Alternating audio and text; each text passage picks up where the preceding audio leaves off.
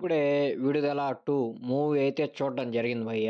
Movie చూసాక నా opinion చెప్పే ముందు మీకో మాట చెప్పాలనుకుంటున్నాను. కొందరు సినిమాని కలెక్షన్స్ కోసం తీస్తారు. కొందరు ప్యాషన్‌తో తీస్తారు. కొందరు ఫేమ్ కోసం తీస్తారు. కానీ 'వెట్రిమాறన్' సార్ మాత్రం భయ్య సినిమాని బతికించడం కోసం సినిమాని తీస్తున్నాడు భయ్య. అసలు ఎలా చెప్పాలంటే మీకు దీన్ని నీ కళ్ళకి కట్టినట్టు చూపిస్తాడు భయ్య అసలు సినిమాని. రాజమౌళి గారు గాని, సందీప్ రెడ్డి వంగ గారు గాని సినిమాని చాలా కమర్షియల్‌గా తీస్తారు. కంట్రీలో జరుగుతున్న సమస్యల్ని గట్టిగా ప్రశ్నించేలాగా ఒక సినిమా తీయాలంటే దానికంటూ ఒక గట్స్ కావాలి భయ్య. గట్స్ ఉండాలి. ఆ రస్టిక్ గా మూవీని తీయాలి.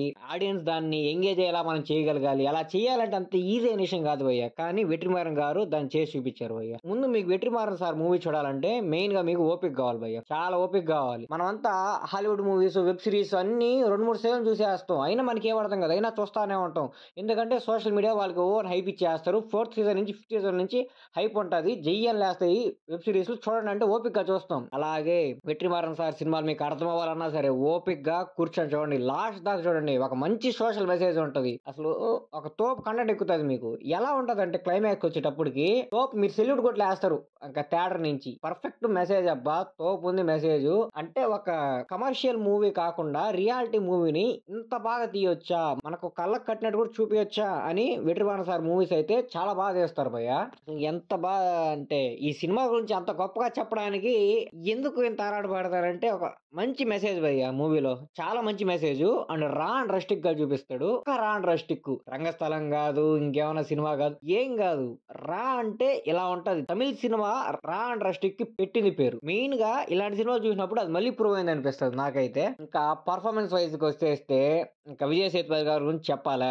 ఏ రోల్ ఇచ్చినా అది ఎంత కష్టమైన, ఎంత క్లిష్టమైన, అసాధ్యాన్ని సుసాధ్యం చేయగలడు. అంత బాగా చేసాడు భయ్య. చాలా నేచురల్ గా ఉంటది. ఈ పార్ట్ లో మాత్రం సూర్య గారికి అంత ఇంపార్టెన్స్ ఏముండదు. జస్ట్ అలా ఒక సైడ్ క్యారెక్టర్ లాగే ఉంటది. హీరో అని అయితే ఏముండదు. సో ఈ పార్ట్ అంతా విజయ్ సేతుపతి గారి గురించి. ఇంకా మంజు వారియర్ గారు కూడా బాగానే చేశారు. ఆమె కూడా కరెక్ట్ గా లిమిటెడ్ రోల్ ఇచ్చారు భయ్య. ఆ లిమిటెడ్ రోల్ కూడా చాలా నేచురల్ గా ఉంటది భయ్య పర్ఫార్మెన్స్. మనం తెలుగు మూవీస్ లో గానీ, ఇంకేమైనా మూవీస్ లో గానీ ఏడుపు సీన్లు ఇంకేమైనా జరిగినప్పుడు వచ్చే సీన్లు కానీ చూస్తుంటే నాకేమనిపిస్తుంది అంటే వీళ్ళు ఎందుకు అబ్బా, నిజంగా ఒక మనిషి చనిపోతే అలా ఏడవరు కదా, ఎందుకు ఎంత హడావిడి చేసి ఏడస్తారనిపించింది. కానీ ఈ మూవీలో మాత్రం నిజంగా ఒక మనిషి చనిపోయినప్పుడు ఏడొస్తుంటే అంటే అలానే ఉంటదేమో ఒక మనిషి చనిపోతే బాధ. అంత నేచురల్ గా అనిపించింది భయ్య నాకు. యాక్టింగ్ మాత్రం అందరి యాక్టర్స్ అందరు మాత్రం భయ్య జీవించారు భయ్య. ఒక పెత్తందారులు తక్కువ వాళ్ళ మీద చేసే పెత్తనాన్ని సినిమాలో చాలా బాగా చూపించాడు. అయ్యి కొన్ని సినిమాలు ఎడ చూపిస్తారంటే జస్ట్ పైకి ఇలా జరుగుతుందని చూపిస్తారు. మరీ అంత డెప్త్ కి వెళ్ళి రస్టిక్ అయితే ఏ ఫిలిం లో చూపిరు భయ్య. కానీ వెట్రిమారన్ సారు రస్టిక్ గా వాళ్ళు ఎలా వీళ్ళని ట్రీట్ చేస్తారు, వాళ్ళు చెప్పింది చేయకపోతే ఎలాంటి ట్రీట్మెంట్స్ ఉంటాయని చాలా బాగా చూపించాడు.